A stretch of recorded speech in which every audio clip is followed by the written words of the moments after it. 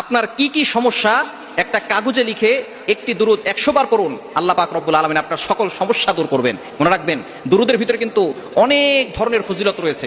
দুরূদ পড়লে বিপদ আপদ থেকে আল্লাহ হেফাজত করেন, সমস্যা দূর করেন, অভাব দূর করেন, রোড অ্যাক্সিডেন্ট থেকে আল্লাহ হেফাজত করেন, মনের সকল আশা আল্লাহ পূরণ করেন, দোয়া কবুল করেন। সুতরাং দুরূদের থেকে ফজিলতপূর্ণ আমল কিন্তু আর নাই। আপনি যত বেশি পারেন দুরূদের আমল করবেন।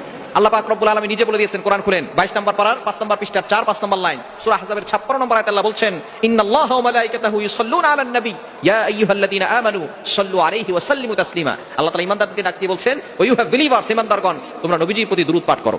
দুরূদের অনেক ফজিলত রয়েছে। সুতরাং বিপদে পড়লে আল্লাহ পাক রব্বুল আলামিন নবীজি সাল্লাল্লাহু আলাইহি ওয়াসাল্লামের প্রতি দুরূদ পাঠ করলে আপনার বিপদ দূর করবেন। নবীজি সাল্লাল্লাহু আলাইহি সাল্লাম দুনিয়াতেও আপনার বিপদের জন্য আল্লাহর কাছে দোয়া করবেন যাতে করে আপনি বিপদ থেকে বাঁচতে পারেন। আখিরাতেও আল্লাহ তাআলা আপনার জন্য জান্নাতের ব্যবস্থা করার জন্য নবীজি সাল্লাল্লাহু আলাইহি সাল্লাম সুপারিশ করবেন। আপনার যত ধরনের সমস্যা আছে একটা কাগজে লিখবেন, এরপর আপনি দুরূদ শরীফ 100 বার পড়বেন। কোন দুরূদ পড়বেন?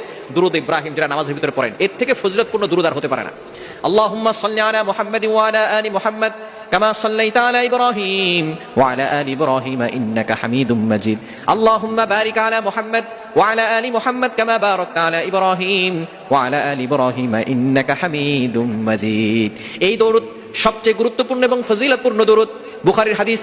এই দরুদ আপনি 100 বার পড়বেন। যদি অনেক বড় হয়ে যায় তাহলে ছোট্ট দরুদও পড়তে পারেন, সাল্লাল্লাহু আলাইহি ওয়াসাল্লাম এটাও পড়তে পারেন। তবে যদি ফজিলত বেশি চান তাহলে দরুদ ইব্রাহিম পড়বেন, যেটা নামাজের ভিতরে পড়েন। এই দরুদ আপনি সমস্যাগুলো আপনি লিখে আপনি দরুদ পড়বেন 100 বার। এরপর আপনি আল্লাহর কাছে দোয়া করবেন, দেখবেন আল্লাহ তাআলা আপনার সকল সমস্যা দূর করবে, বিপদ আপদ থেকে আল্লাহ আপনাকে হেফাজত করবেন।